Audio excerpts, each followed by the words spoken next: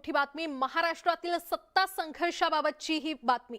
राज्यातील सत्ता संघर्षावर थोड्याच वेळात सुप्रीम कोर्टात महत्त्वाची सुनावणी पार पडणार आहे। सध्या 5 न्यायमूर्तींच्या घटनापीठासमोर हे प्रकरण आहे। सरन्यायाधीश डॉक्टर धनंजय चंद्रचूड, न्यायमूर्ती एम.आर. शहा, न्यायमूर्ती कृष्ण मुरारी, न्यायमूर्ती हिमा कोहली आणि न्यायमूर्ती पी.एस. नरसिंहा यांच्या घटनापीठापुढे याचिकांवर सुनावणी होणार आहे। सत्ता संघर्षाप्रकरणी घटनापीठाने 8 मुद्दे निश्चित केलेले आहेत आणि यातील 16 आमदारांच्या अपात्रतेसंदर्भाच्या मुद्द्यावरून शिवसेना उद्धव बाळासाहेब ठाकरे पक्षाने हे प्रकरण 7 न्यायमूर्तींच्या घटनापीठाकडे द्यावं अशी मागणी मागच्या सुनावणीमध्ये केली होती। त्यामुळे या मागणीवर आज निर्णय होण्याची शक्यता आहे। सुप्रीम कोर्टातलं प्रकरण हे 7 न्यायमूर्तींच्या बेंचकडे गेलं तर त्याचा परिणाम ही केस लांबण्यातही होण्याची शक्यता आहे।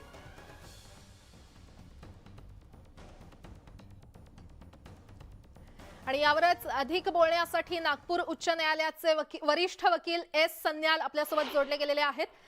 सन्याल सर, तुमचं न्यूज 18 लोकमत मध्ये आपलं स्वागत आहे। आज सत्ता संघर्षावर सुनावणी होते आणि त्यानंतर निवडणूक चिन्हावर देखील निकाल येण्याची शक्यता आहे।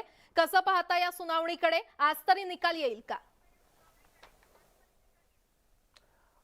माझ्या मते आज यायला पाहिजे, कारण एका गटाने ही मागणी केली आहे की हे 7 न्यायाधीशांपुढल्या एका खंडपीठात जायला हवं।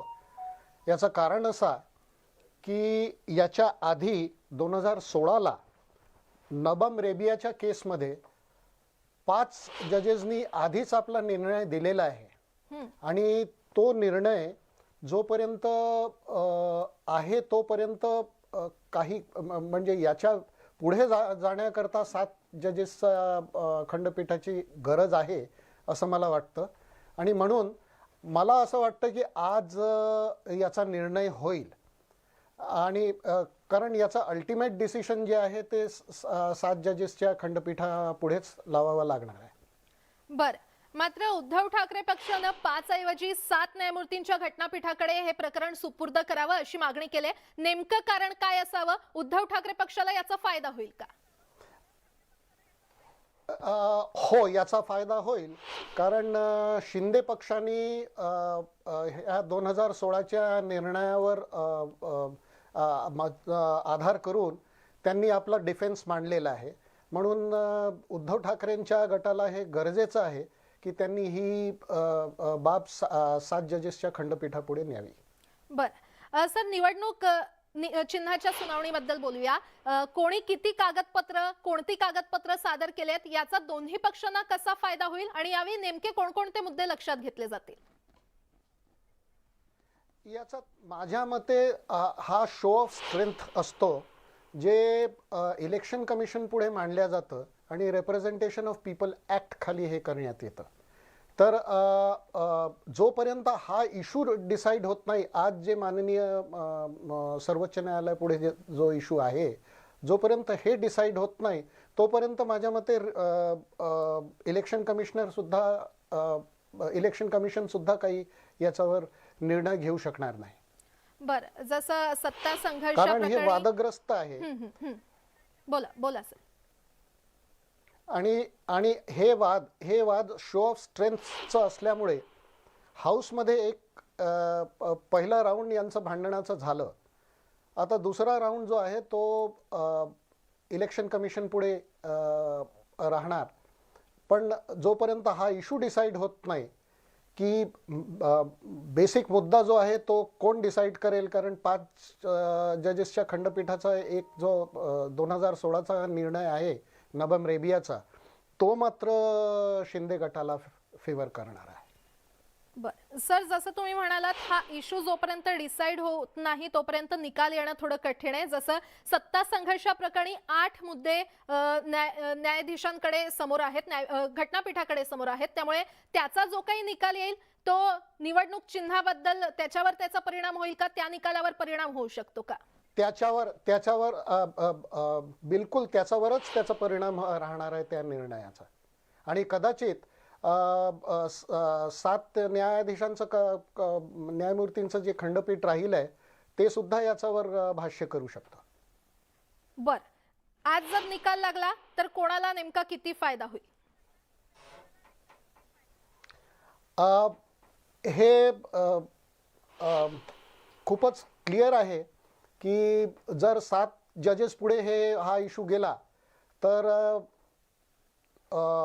थोड्या वेळाकरता काही होईना, पण उद्धव ठाकरेंच्या गटाला खूप मोठा याचा आधार मिळेल, फायदा होणार. बर सर, आधी पण या आधी युक्तिवाद झालेला आहे बराच, मात्र आता आज नेमके कोणकोणते मुद्दे मांडले जातील, काही वेगळे मुद्दे मांडले जातील का?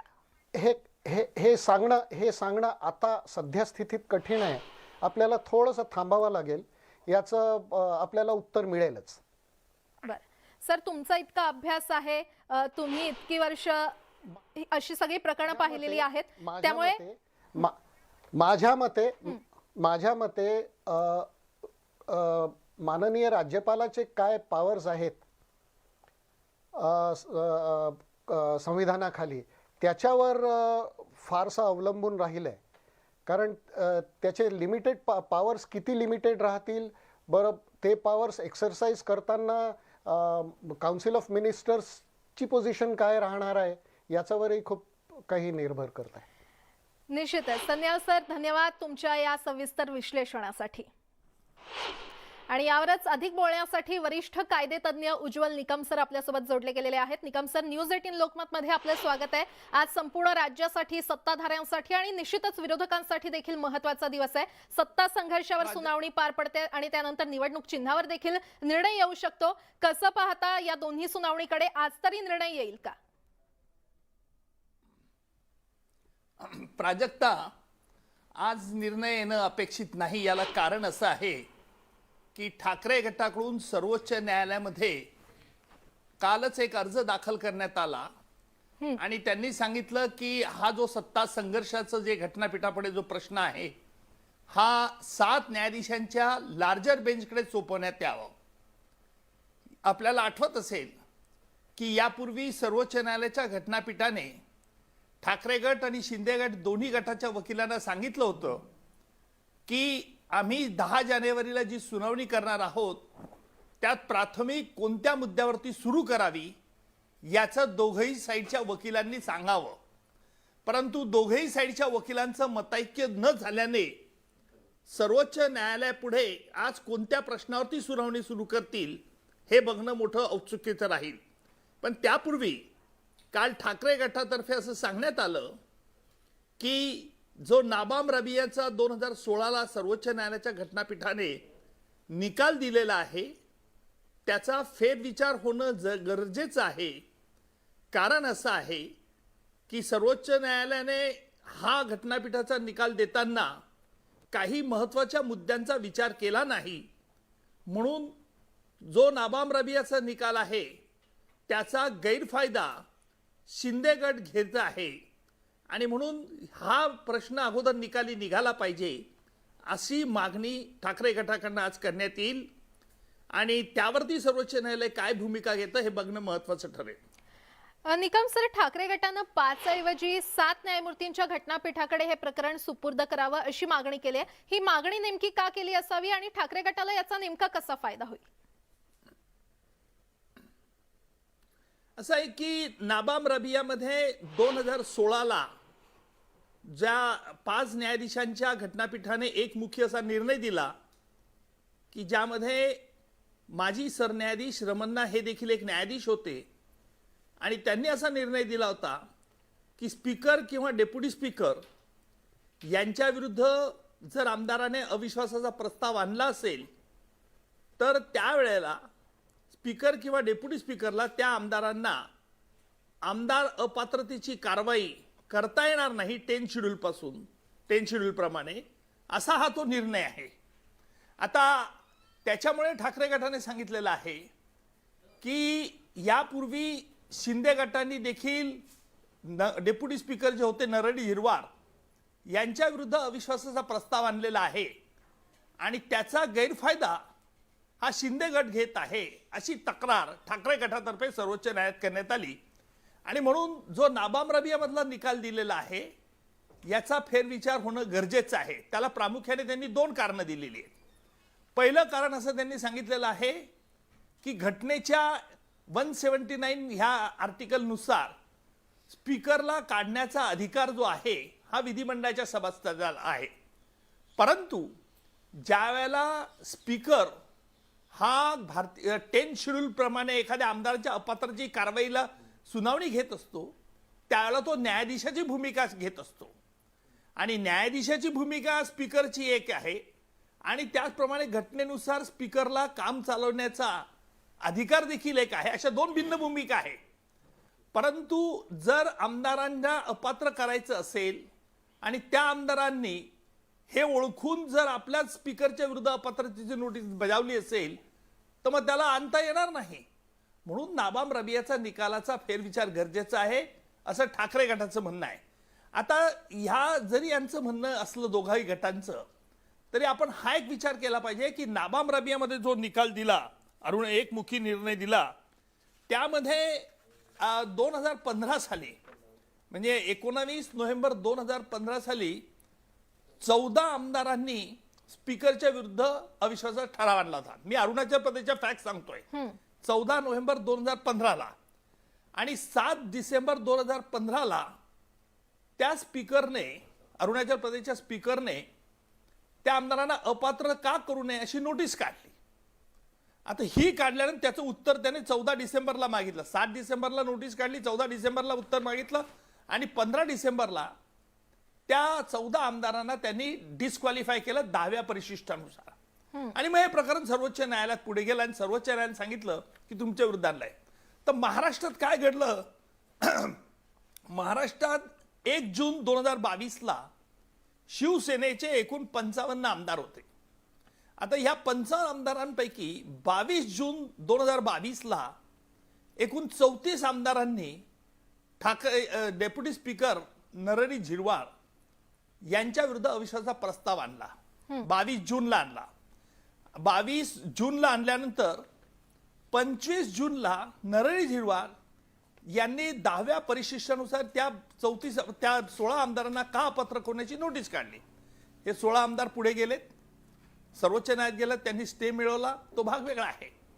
आणि म्हणून या नाबाम रबियाचा जो निकाल आहे त्याचा फायदा शिंदे गट घेत आहे असं त्यांनी या याचिकेमध्ये म्हटलेलं आहे. काल जो ठाकरे गटांनी अर्ज केलाय, ठाकरे गटांनी दुसरे असं एक म्हणणं मांडलेलं आहे की यापूर्वी सर्वोच्च न्यायालयाने जो 1992 ला जो एक निकाल दिला होता 5 न्यायाधीशांच्या घटनापीठाने 1992 ला, की एखादा स्पीकर जर आमदारांच्या अपात्रतेची सुनावणी सुरू करत असेल 10 शेड्यूल प्रमाणे तर त्याच्या याच्यात कोणी इंटरफेअर करता कामा नये असं हे सुप्रीम कोर्टाचं वाक्य आहे. Interference in the disqualification proceeding is not permissible. आणि हा निकाल म्हणजे आमदारांच्या अपात्रतेची सुनवाई सुरू करत असताना स्पीकरचा अधिकार हा एकमुखी फायनल असतो आणि त्यामुळे त्याच्यात कोणी इंटरफेअर करू नये, हस्तक्षेप करू नये असा पूर्वीचा एक निकाल आहे. आणि त्याच्यामुळे ठाकरे गटाचं आता असं म्हणणं आहे की हा आमदारांनी हेतू पुरस्कार इन अँटिसिपेशन नरहरी झिरवाळच्या अविश्वासाचा प्रस्तावाला असं त्यांचं म्हणणं आहे. आज बघायचं हे आपल्याला की सर्वोच्च न्यायालय नेमकं आज कोणती भूमिका घेतो. कारण जर हे 7 जणांच्या घटनापीठाकडे गेला तर याला बराच वेळ लागू शकतो, पुन्हा त्याचं स्थापन व्हायला, म्हणजे तारीख पे तारीख पुन्हा होऊ शकते. का सर्वोच्च न्यायालय असं म्हणेल की हे 16 आमदार जे आहेत ते अपात्र होतात की नाही हे आम्ही अगोदर ठरवतो. आता याच्यातही वादाचा मुद्दा असा आहे, हे 16 आमदार म्हणतात आम्ही 10व्या परिशिष्टानुसार कोणतीही अपात्रतेचं हे केलेलं नाही, आम्ही अपात्र होत नाही, त्यामुळे स्पीकरला आम्हाला अपात्र करण्याची कारवाई करता येते. आता हे त्यांचं म्हणणं खरं की खोटं, वस्तुस्थितीला काय आहे का voluntarily giving membership the political party, असे अनेक कायद्याचे मुद्दे आहेत. पण माझ्या मते महाराष्ट्रातील सत्ता संघर्ष हा एक अतिशय हुशारीने खेळलेला डाव आहे. याला कारण असं आहे की ज्याप्रमाणे बुद्धिबळामध्ये प्यादी हलवली जातात, कोणतं प्याद कशाने वजीर मरेल काय मरेल हे बघितलं जातं, त्याप्रमाणे ह्या राजकारण्यांनी ते केलेलं आहे. एवढी मात्र गोष्ट नक्की आहे. बर निकम सर, तुम्ही नाबाम रबियाचं उदाहरण दिलं, मात्र या नाबाम रबिया निकालाचा फेरविचार करावा अशी मागणी उद्धव ठाकरे गटानं केली आहे. ही मागणी न्यायाधीश विचारात घेऊ शकतील का? निश्चितपणे हा सगळ्या सर्वोच्च न्यायालयाच्या याच्यातला प्रश्न आहे त्यामुळे सर्वोच्च न्यायालयापुढे ठाकरे गटाला हे समजून सांगावं लागेल की नाबाम रबियामधल्या ज्या फॅक्ट्स होत्या त्या फॅक्ट्स येथे लागू होतात की नाही. पहिला प्रश्न हा आहे. नाबाम रबियामध्ये काय असतं, एखाद्या केसमधला निकाल दुसऱ्या केसमध्ये तंतोतंत लागू होतो असंही म्हणण्याचं काही कारण नसतं. कारण लीगल प्रिन्सिपल काय आहे हा भाग महत्वाचा आहे. आपल्याला आठवत असेल की 2016 साली अरुणाचल प्रदेशच्या बाबतीमध्ये सर्वोच्च न्यायालयाने असंही म्हटलं होतं की स्पीकर विरुद्ध अविश्वासाचा प्रस्ताव आणलाय ना, मग स्पीकरने त्याला सामोरं जायला पाहिजे. तशी भूमिका या बाबतीत सर्वोच्च न्यायालय घेईल का? आणि म्हणून 7 न्यायाधीशांच्या घटनापीठ पूर्ण स्थापन करावी की नाही याच्यावरती आज दोन्ही बाजूंनी युक्तिवाद होईल. पहिल्या प्रथम ठाकरे गटाला सुप्रीम कोर्टात हे म्हणणं मांडावं लागेल की नाबाम रबियाचा जो निकाल आहे तो इथे लागू होतो का, आणि लागू होत असल्यास मग जे ठाकरे गट म्हणतात की याच्यामध्ये स्पीकरला असा अडथळा आणता येत नाही ते म्हणणं त्यांचं बरोबर ठरू शकतं. म्हणून बेसिकली नाबाम रबियाचा निकाल येथे लागतो की नाही लागत हा महत्वाचा प्रश्न आहे.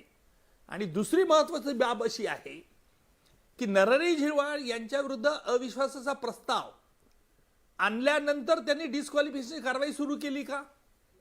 कारण महाराष्ट्रात सत्ता संघर्षामध्ये जी बाब घडलेली आहे ती 22 जूनला 34 आमदारांनी नरहरी झिरवाळ यांच्या विरुद्ध अविश्वासाच्या प्रस्तावाची नोटीस दिलेली आहे. आणि 25 जून 2022ला नरहरी झिरवाळ यांनी त्या आमदारांपैकी 16 आमदारांना 10 शेड्यूल खाली अपात्र का करू नये अशी नोटीस काढलेली आहे. आता दोन्ही बाजूने युक्तिवाद होऊ शकतो की हे यांनी अँटिसिपेट केलं म्हणून आम्हाला अपात्रतेची नोटीस काढली, किंवा शिंदे गट असं म्हणू शकतो की आम्ही यांच्या विरुद्ध अविश्वासाचा प्रस्ताव आणला म्हणून त्यांनी डेप्युटी स्पीकरने आम्हाला अपात्र नोटीस काढली, किंवा नरहरी झिरवाळचा गट असा म्हणू शकतो की बाबा यांचं कृत्य जसं होतं की ते आपोआप त्यांचं सदस्यत्व रद्द झालेलं आहे, व्हॉलंटरी गिव्हिंग. म्हणून हा कायदेशीर पेच आहे. बघूया याच्यात सर्वोच्च न्यायालय काय भूमिका घेते. निश्चितच आजच्या सुनावणीमध्ये नेमकं काय होणार हे पाहणं महत्त्वाचं ठरणार आहे. निकम सर, अगदी सोप्या शब्दात तुम्ही हे विश्लेषण केलं त्यासाठी धन्यवाद.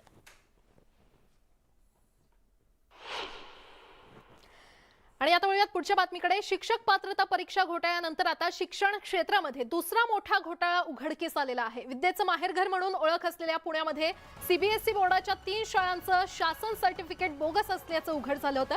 या प्रकरणी MP international school and junior college, creative education public school and junior college आणि नमो RIMS international school and junior college विरोधात गुन्हा दाखल झालाय.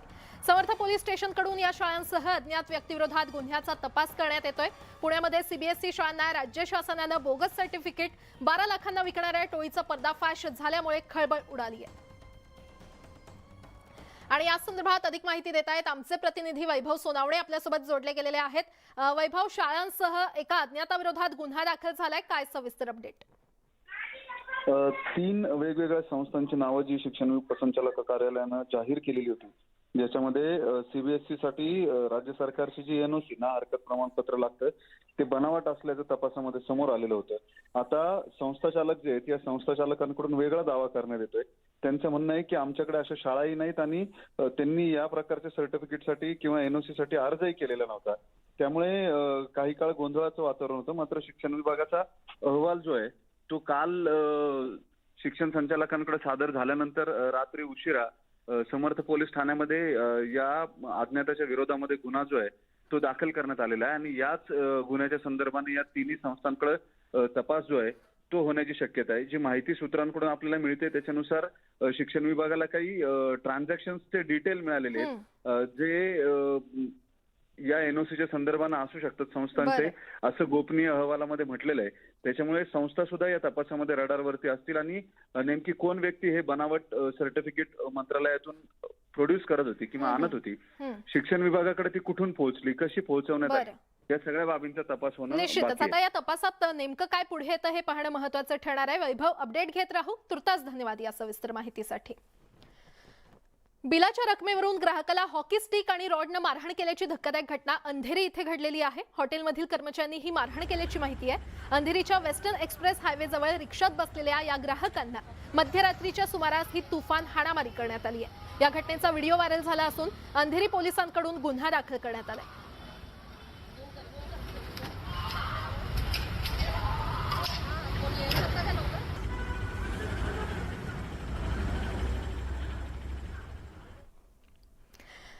या वर्षातील एकमेव अंगारकी चतुर्थी आज आहे आणि यामुळे मुंबईतील सिद्धिविनायक मंदिरात लाखोंच्या संख्येनं भाविक दर्शनासाठी रांगेत उभे राहतात. अंगारकी चतुर्थीनिमित्त सिद्धिविनायकाचं दर्शन घेण्यासाठी मुंबईच्या आसपासच्या परिसरातून लोकांनी हजेरी लावली आहे. तर तिकडे पुण्यातील श्रीमंत दगडूशेठ गणपतीच्या दर्शनासाठी भाविकांनी मोठी गर्दी केली आहे. पहाटेपासूनच भाविकांच्या लांबच लांब रांगा लागल्या असल्याचं पाहायला मिळतंय.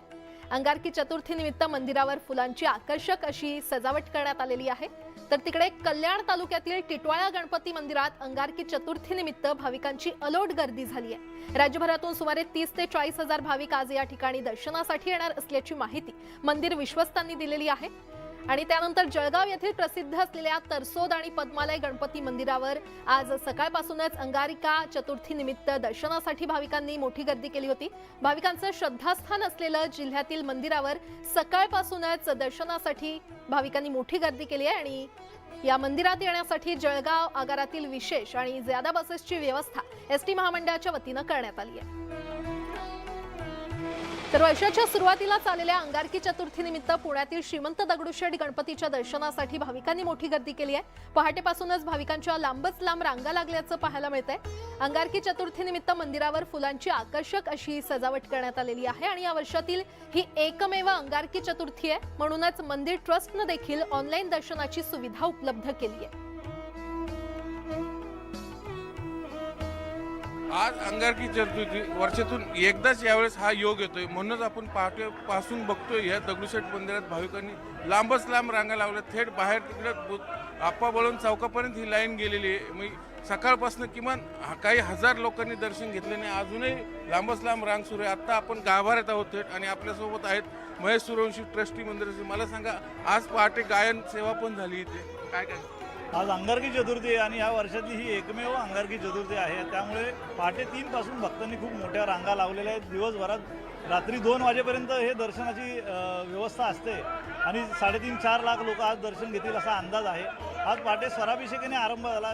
जितेंद्र अभ्यंकर यांचं गायन झालं आणि मोठ्या संख्येने भाविक दर्शनाला येतात. आपल्याला माहिती आहे की चतुर्थी व्रत जर सुरू करायचं असेल तर अंगारकीपासून सुरुवात करावी असं आपल्या शास्त्रामध्ये संकेत आहे. त्या दृष्टिकोनातनं खूप लोक अंगारकी चतुर्थीचं व्रत करतात आणि त्यामुळे ही मोठी गर्दी बाप्पांच्या दर्शनाला आपल्याला या ठिकाणी दिसते. चतुर्थीला गणपती बाप्पाचा येऊन आशीर्वाद घेणं हे माझं व्रत आहे आणि आत्ताच महेश सूर्यवंशींनी सांगितल्याप्रमाणे वर्षातली ही पहिलीच चतुर्थी आहे.